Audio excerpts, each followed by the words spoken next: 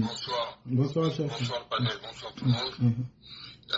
Moi, je voulais interagir parce que d'abord, je tenais à dire que j'aime votre pays, j'aime les Ivoiriens, j'ai beaucoup d'amis Ivoiriens. Et je ne sais pas pourquoi, votre pays, ça intéresse beaucoup de monde, j'ai remarqué ça.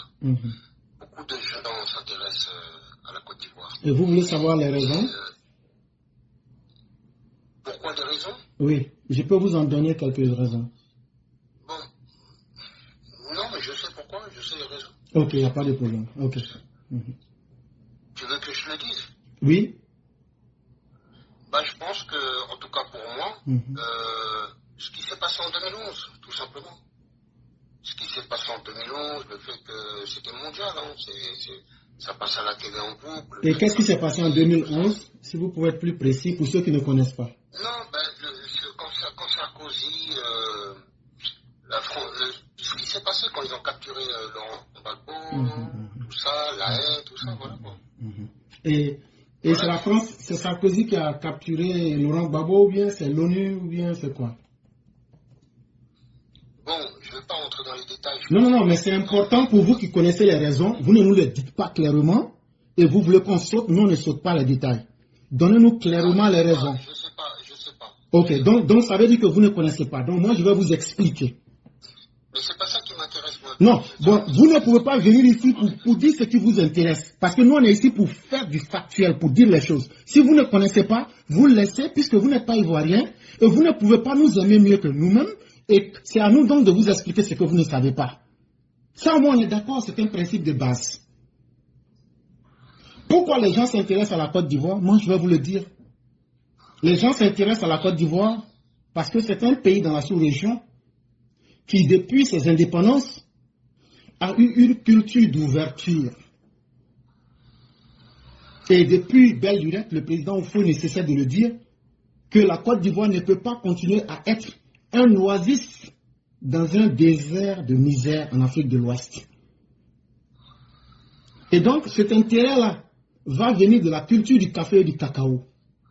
Et donc, les frères de la sous-région qui sont les Burkinabés et autres, il y a beaucoup qui vont être déportés au nom d'une politique qu'on appelait que la terre appartient à celui qui la mettait en valeur. Parce que la Côte d'Ivoire avait une capacité de vouloir atteindre, dans sa production de café et de cacao, la Côte d'Ivoire voulait être la première. Et donc, pour atteindre ces objectifs, les bras valides ivoiriens n'étaient pas suffisants. C'est ce qui intéresse. Parce que la Côte d'Ivoire représente une terre d'opportunités économiques pour beaucoup de personnes de la sous-région ouest africaine. Sinon, il y a beaucoup. Voilà. Sinon, les événements politiques, ça est dans tous les pays. Mais ce ne sont pas les événements politiques qui attirent les gens, mais c'est la prospérité économique. Oui, je comprends. Il faut ajouter aussi l'esprit d'hospitalité. La Côte d'Ivoire est le seul pays au monde qui a plus de 26 à 27% d'étrangers. Donc, c'est-à-dire que même aux États-Unis, ça n'existe pas. Mais c'est ça que j'allais dire. Vous êtes le pays africain où il y a le plus d'étrangers. Dans tous les pays, dans toute l'Afrique. Mais maintenant, moi, ce que je voulais dire, c'est que le président Alassane, il est président depuis 14 ans, là, maintenant. Et beaucoup de gens félicitent, voilà, développement, tout ça, il a travaillé, tout ça. Bon, moi, ce que je pense, c'est que c'est vrai. C'est vrai. Mais comment je peux vous dire ça? C'est comme si... en fait, non, c'est compliqué je trouve pas d'exemple là tout de suite à vous donner, donc je veux pas m'attarder. Mais ce que je veux dire, c'est que, pour moi, même s'il a travaillé, effectivement... Non, laissez-le finir. Non, pardon, laissez-le finir, s'il vous plaît. Laissez-le finir. Mais, quand j'écoute certains Ivoiriens, c'est comme si ils se contentent. Moi, pour moi, je me demande si vraiment il a vraiment les clés pour tout. Parce que j'ai l'impression que il est peut-être pas libre à 100%. Alassane Ouattara? Et qui le tiendrait? Et qui le tiendrait pour qu'il ne soit pas libre? Eh ben, il y a plusieurs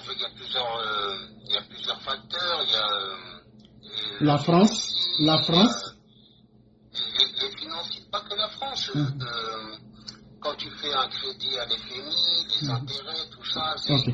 Mais est-ce que la France même ne prend pas des dettes? Oui, mais la France, vous savez que la France, l'Europe, quand ils prennent des intérêts, on leur donne pas, ils prennent des crédits, il n'y a pas beaucoup d'intérêts. Ok, donc je vais vous expliquer aussi qu'aujourd'hui, avec l'embellie économique, nous en Côte d'Ivoire, nous faisons des levées de fonds à l'international et nous imposons nos conditions aujourd'hui. Est-ce que vous êtes au courant de cela? Non. Ok, ok. Donc ce que je vais vous dire, vous tapez les levées de fonds en Côte d'Ivoire sur le marché international, vous allez voir les taux d'intérêt, ça ne dépasse même pas les 3%. Parce que les trois agences de notation que sont Moody's, Fitch et S&P reconnaissent que la Côte d'Ivoire est un pays solvable. Et reconnaissent que, tout dernièrement en Angleterre, la Côte d'Ivoire a eu la meilleure gestion au monde de sa dette publique. Et donc, au nom de tous ces indicateurs, je peux vous affirmer que nous ne sommes tenus par personne. Et chers messieurs, je peux vous dire, lorsque le président Ouattara prenait le pouvoir en 2011, la France était le premier partenaire commercial de la Côte d'Ivoire. Mais aujourd'hui, la France est 6e partenaire commercial de la Côte d'Ivoire.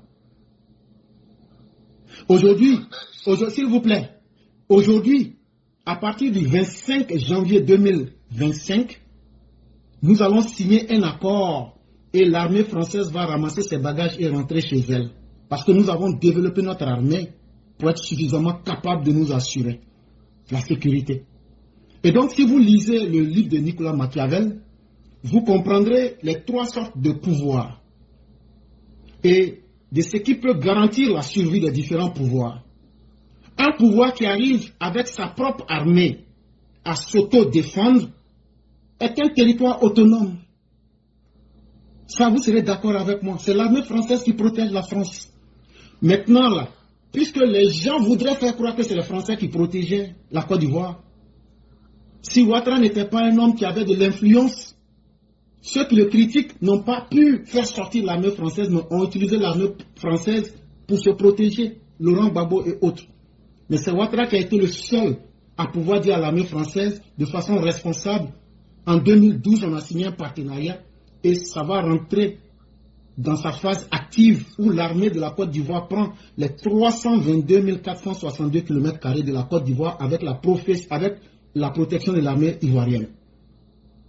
Il n'y a pas quelqu'un qui a été plus libre que le président par cause de sa capacité à comprendre le monde et de sa capacité à anticiper sur les événements. Par votre voix, je sens que vous êtes européen. Il y a une banque chez vous là-bas qu'on appelle la Banque européenne de la reconstruction et de l'investissement. Est-ce que vous savez que nous, Ivoiriens, grâce au président Ouattara, nous sommes actionnaires dans cette banque? Non, je n'étais pas au courant. Justement. Mais tout ce que je vous dis, je vous demande de mettre en doute ce que je vous dis. Après, vous reprenez ma vidéo, vous tapez point par point. Et vous verrez que toutes ces avancées, aujourd'hui, vous allez voir la toute dernière fête d'indépendance que nous avions organisée. Vous avez vu que nous avons défilé avec l'armée chinoise en Côte d'Ivoire. Dans nos matériels, vous voyez de l'aviation russe. Vous voyez des chars américains, des Lincoln. Ça veut dire quoi? Le président Ouattara aura été ce dirigeant-là qui a libéré la Côte d'Ivoire et qui a utilisé sa capacité de quelqu'un qui a compris le sens du capitalisme pour libérer la compétition, et la Côte d'Ivoire n'a jamais été aussi libre que sur le président Ouattara. Je peux vous envoyer une vidéo où le président Ouattara dit devant des journalistes français, si les Français, si notre cacao ne les intéresse plus, les Européens, je peux le vendre aux Chinois. Oui, je l'ai vu. Justement. Mais est-ce que les autres présidents qui n'étaient pas libres selon eux pouvaient tenir ce genre de discours? Je crois qu'il y a ce que les gens ont toujours voulu faire croire. Mais la Côte d'Ivoire de la réalité qui travaille est complètement différente de ce que les gens disent sur l'Internet. Et donc, quand vous faites une belle ligne de démarcation, vous comprenez clairement les choses. J'ai compris. Il faut aussi ajouter que toutes les rues d'Abidjan qui portaient les noms du colon sont en train d'être débaptisées. Et justement. Le boulevard jusqu'à l'Est s'appelle aujourd'hui boulevard Oussemoigny. Tous les boulevards sont en train d'être débaptisés. On n'a pas eu besoin de crier dans les rues, d'aboyer partout comme un chien enragé, panafricanisme. Non, on n'en a pas eu besoin. Okay. Monsieur Wilson, voilà. Et donc, Monsieur Wilson, pour vous dire que nous avons utilisé la politique du soft power. Ça veut dire nous crions moins, mais nous agissons sur les événements pour les contrôler en notre faveur. Et donc, on n'a pas besoin de faire beaucoup de bruit comme les autres. D'accord, je comprends. Il y a deux éléments que je voudrais revenir à ce que vous avez dit. Déjà, premièrement, ce que vous dites, c'est bon. Et j'espère que, de toute façon, moi je souhaite que tous les pays d'Afrique, tous les pays s'en sortent, avancent. Ça c'est le but, je pense, de tout le monde, ça c'est clair. Mais comment dire ça, vous avez cité, non, d'abord je vais commencer par là. Non, c'est pas grave. Vous avez cité Moody's. C'est quoi Moody's déjà? Le Moody's, il y a 3 agences de notation. C'est-à-dire que quand vous prenez